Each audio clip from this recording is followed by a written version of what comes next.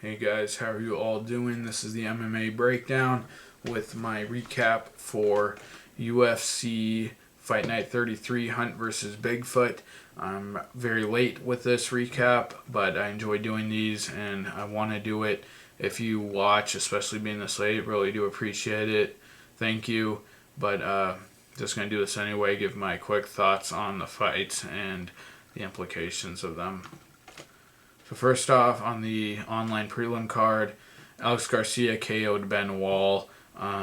Good for performance by Garcia, although Ben Wall, while he had a very cool walkout with the animal masks, the animal head things, just looked terrible. Garcia, he threw the uppercut. I think he landed it 2 or 3 times before he eventually knocked Wall out with it. But these are Ben Wall, super low level guy, a guy who wasn't even competitive on tough smashes. And Alex Garcia, decent performance, knocking him out. Seems like he's got some talent on the feet, but we'll have to see him against some better competition. And Ben Wall, I don't think has any future at all in the UFC. Next up at middleweight, Krzysztof Jotko, decision Bruno Santos. Joko's was a tall, lanky striker, and Santos, I believe, was the Brazilian grappler. I actually think I scored the fight for Santos, but I think I wanted Jotko to get the decision. I think it was the third round. He turned it on. I think he knocked Santos down in one of second or third round. But Joko, I'm just having trouble remembering. I think he it seemed like had some talent on the feet, but had to work on his takedown defense a bit. I think got taken down a few times in that fight. Sorry, I'm not remembering it too well, but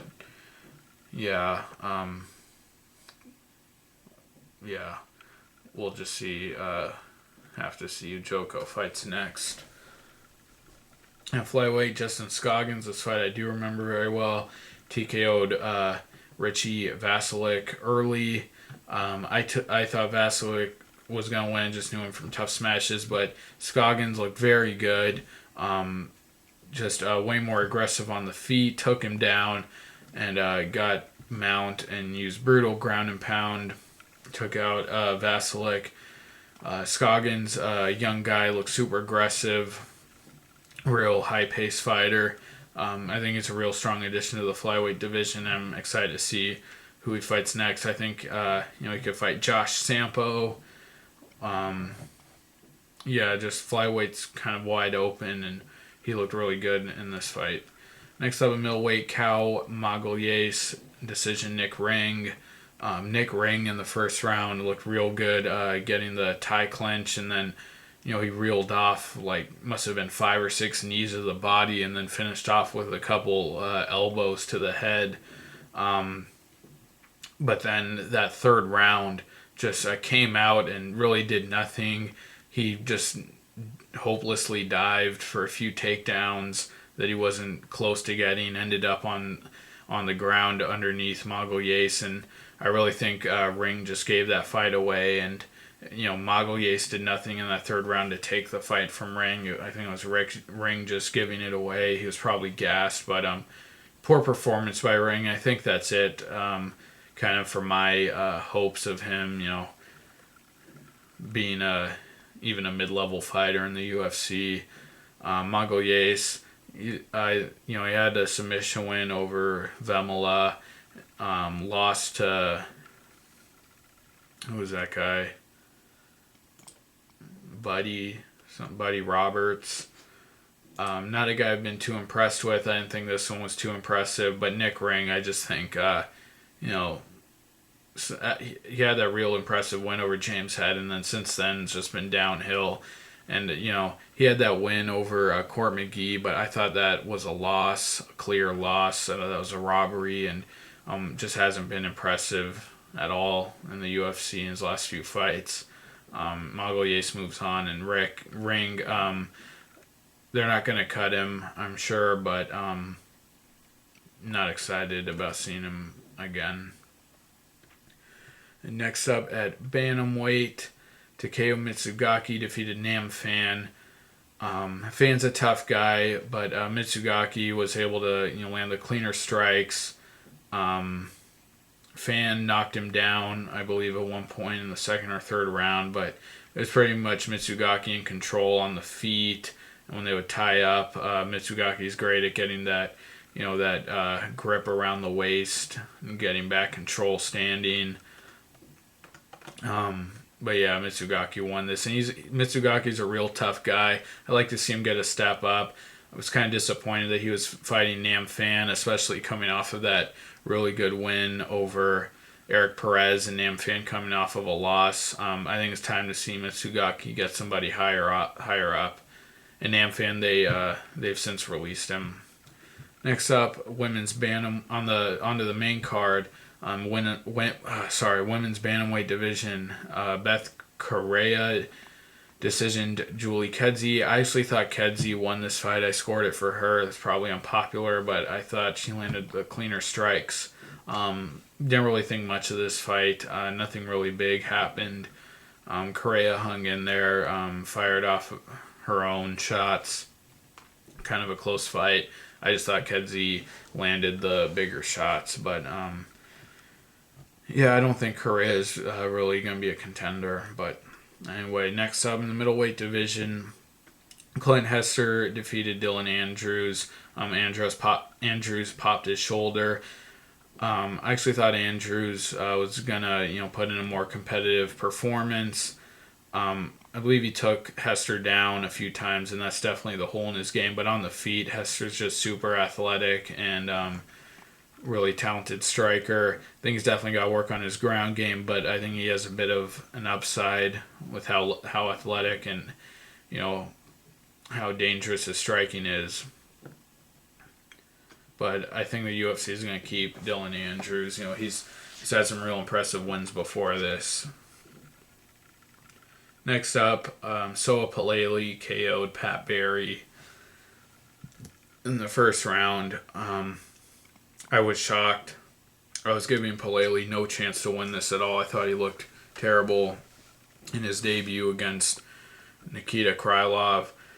And Pat Barry, he's definitely had his share of poor performances, but I thought he was going to be just on the feet. I thought he was going to get to Palele before Palele could even tie up with him, but Palele got him down. Barry just looked like he was stuck under the Hulk, and Palele moved to mount and just started throwing those Donkey Kong fists, his Donkey Kong hammer fists, and Pat Barry was knocked out. Real sad to see for Pat Barry. They've released him since this, but real impressive win for Palele. Not sure who he should fight next. Possibly the winner of Gonzaga and Miocic, though I don't think he's quite ready for that. But heavyweight's pretty thin, and good performance by him. And Pat Barry's released. I think he should retire. Next up, light heavyweight, Ryan Bader decision Anthony Parash. Parash just completely dominated. He had nothing for Bader. Bader was all over him. Just younger, way more athletic, and really brutally beat up Parash. Although I was not impressed by Bader here. To beat up an old guy like that, hurt him early, and not be able to finish. Didn't look like he went for his his guillotine that he usually goes for. I just thought the opportunity to finish was there pretty much the rest of the fight, and Bader never really, maybe he just couldn't finish him, and that's why I thought it just wasn't a very impressive performance. Just beating up Parash, I don't think that really does much for Bader, but Parash, he should probably retire. The guy's really old, close to 40, and he's definitely, I think it's been very impressive for him to hang on till this age, and he's been able to have some impressive performances, finishing guys, but you know, I don't want to see him get beat up like that anymore. And Bader, you know, he got the win. I didn't think it was too impressive though. I really wanted to see him finish this fight, and just didn't get it done. I'd like to see him fight Phil Davis. I think that would be a good matchup for him. He moves on, but you know, I don't really feel he can be competitive. Really, I don't really see him getting that title shot down the road. But moves on with the win again. I think Perot should retire. Next up, the co-main event, light heavyweight, Mauricio Shogun Hua knocked out James Tahuna in the first round. Really good performance by Shogun. Hasn't looked this good in a long time. James Tahuna, 2 losses in a row now to getting finished in the first round in his last few fights. Hua went in there and was able to land that hook, catch Tahuna coming in. The only problem, though, is that Tahuna is not really highly ranked opponent for Shogun. Although, you know, Shogun has been on a bit of a downslide, and Tahuna has had some impressive performances in the UFC. But hopefully Shogun can be this dedicated and committed going forward, and I'd like to see him be competitive again at the top level. I'm not sure if he can do that. This fight doesn't quite, you know, convince me of that, although, again, I think he looked better here than he did in a long time. And who I'd like to see him fight next, I think he could fight Phil Davis, even Rashad, although Rashad's fighting Cormier. Fejao Cavalcante, I think that would be an interesting fight.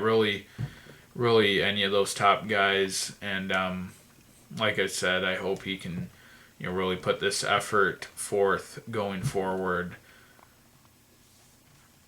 And the co-main event, Mark Hunt,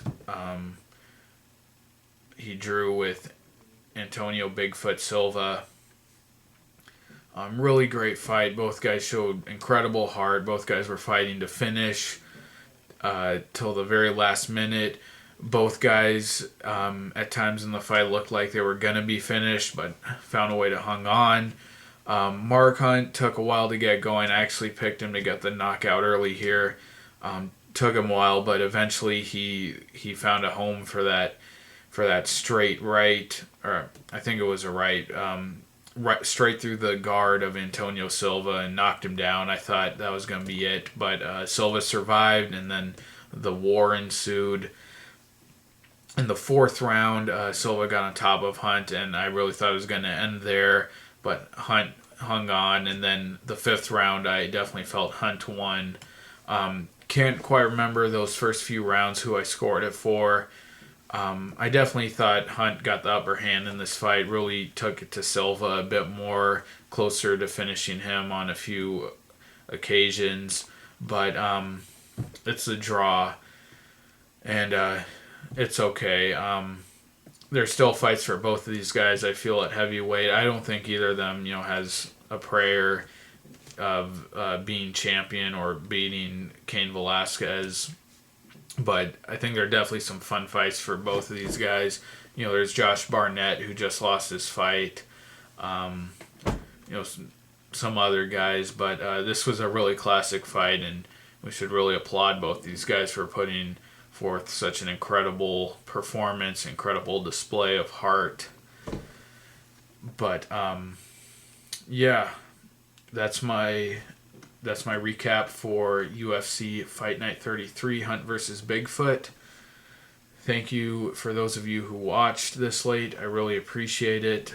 Please like the video, comment, and subscribe. Take care, you guys, and I'll see you later. Bye.